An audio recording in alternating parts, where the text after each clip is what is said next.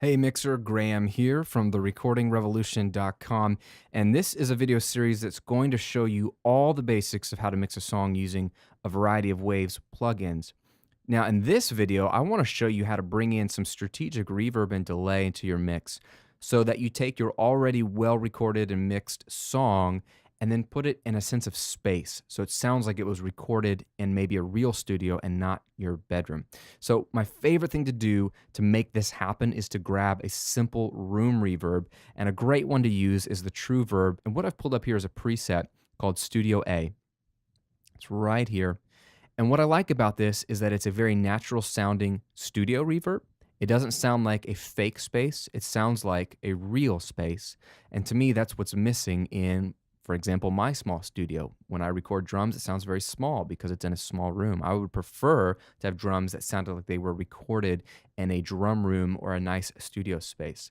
So what I do here is I pull in a auxiliary track or a bus, and I've called it room. And that's where I've put in the True Verb plugin. And then what I've done is dialed in the settings. And for now, I want to show you what it does to drums. I've sent the snare drum and another snare drum via a send a little bit to that reverb. This way you can get any track you want in that reverb without having to have that reverb on every single track. It saves you computer power and it's easier to do. And then I've also taken the drum group tracks where all the drums are funneling through and sent that to the reverb. So everything is touching the reverb in the drums as well as the parallel drums bus as well. All this means is all the drums are going into this reverb by a little bit. Take a listen to the drums without it.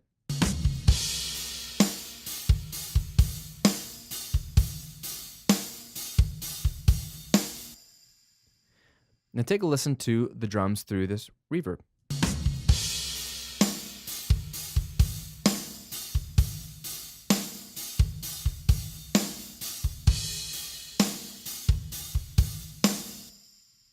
Very subtle and very nice. You'll notice it when I take it away.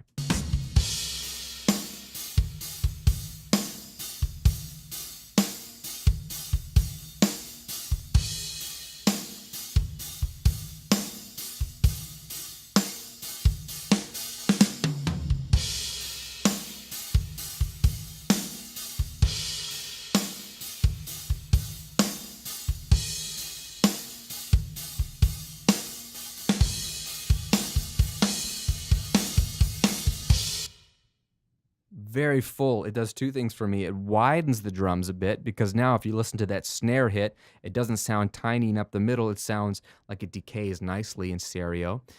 And then it makes the snare and the drum sound a little fuller because the sound of the reverb is kind of that design. So you want to pick the right reverb. I prefer starting with rooms or small plates or short plates. This one in particular, the Studio A preset, is a great starting point on True Verb, and you just need a little bit. What's beautiful about having your reverb plugin on its own track and then sending tracks to it is you can send just a little bit, and you can then be very meticulous about, do I want more of the snare to it, less of that sample snare, so how much of the drum bus do I want to? You can play with the sends and blend to taste how much wetness you want on those tracks. Something to keep in mind though is you'll want to keep the wet knob or the reverb all the way 100% on the plugin because you can control how much goes to it via the sends. Now, the drums aren't the only thing going through this reverb. In fact, I've got some of the electric guitars, I've got the piano, which is the main instrument, and I have the lead vocal.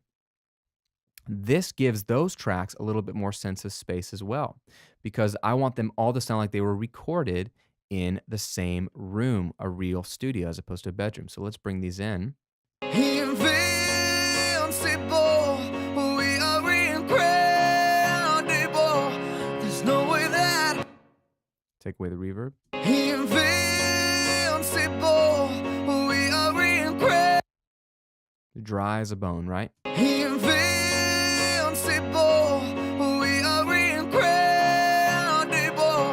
There's no way that we.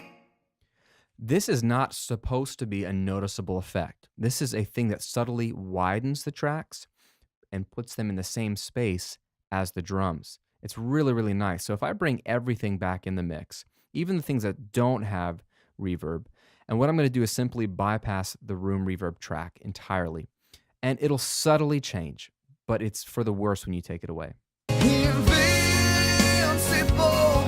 we are incredible. There's no way that we will fall. We gotta stay strong, stay strong. Invincible, we are. Take a listen to it here in the verse. Life is like a hurricane. There's always times when we lose our way, but we can't let no one put us down. Let no one bring us down. We value more than that. We gotta stay strong, strong. It brings us another element of width and realism to the mix. Now, one final thing I want to show you is some vocal delay. I love delay on lead vocals, especially in a song that's cinematic like this, because what it does is it allows the vocals to sound more and more like they are in another world in a good way, creating the soundscape that you want, and less like they were recorded in a small room. You want the vocal to sound larger than life, to sound unapproachable in a way that it's like, wow, that vocalist is really killing it. And so a simple way to do that is to grab a delay. I'm a big fan of analog sounding delays, and H delay is becoming one of my favorites for that because you can get that real vibey, natural sounding delay very quickly. A lot of delays are perfect copies and they can sound a little too digital for my taste, so the H delay is perfect for someone like me. What I've done here is literally just dialed in a little bit different from the default. It's already synced to the tempo of my song with eighth notes, which was fine for me. I just rolled off some of the top end, rolled off some of the low end, and hit the lo-fi button. And then what I've got is a lead vocal using a delay, send.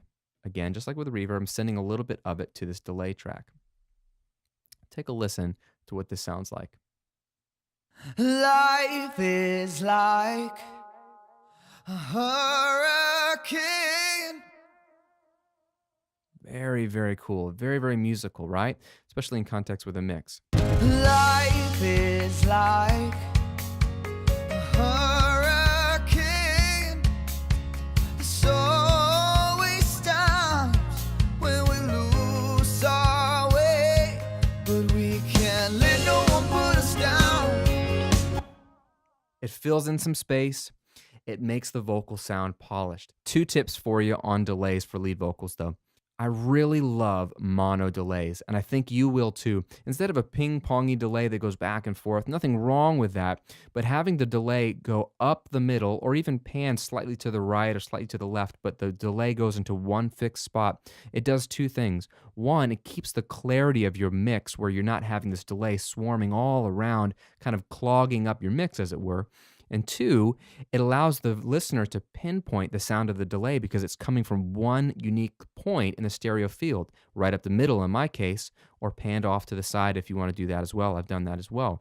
It allows the listener to notice the delay in a more pleasing way, I think. So that's tip number 1. Tip number 2 is I prefer to roll off a lot of the top end. In this case, this has a built-in filter in the delay, which I love as well.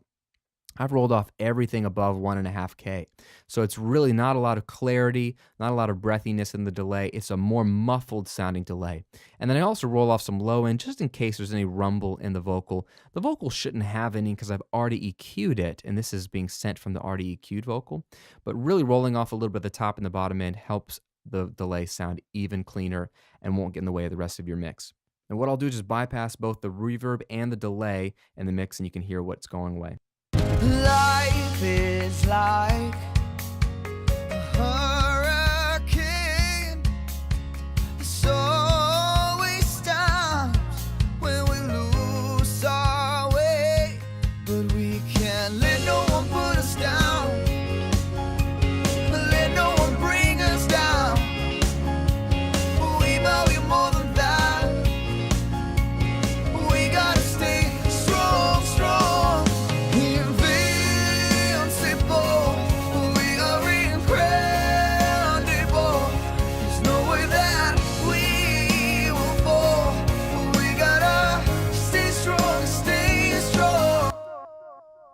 And there you have it. It really adds a nice sense of depth, space, and just polish to your already good sounding mix. Now that does it for this video. In the final video, I'm gonna show you something called pre-mastering, how to make your mix pop even more, get a little wider, and get to that commercial volume you need so it can compete with the other songs that you're comparing it to.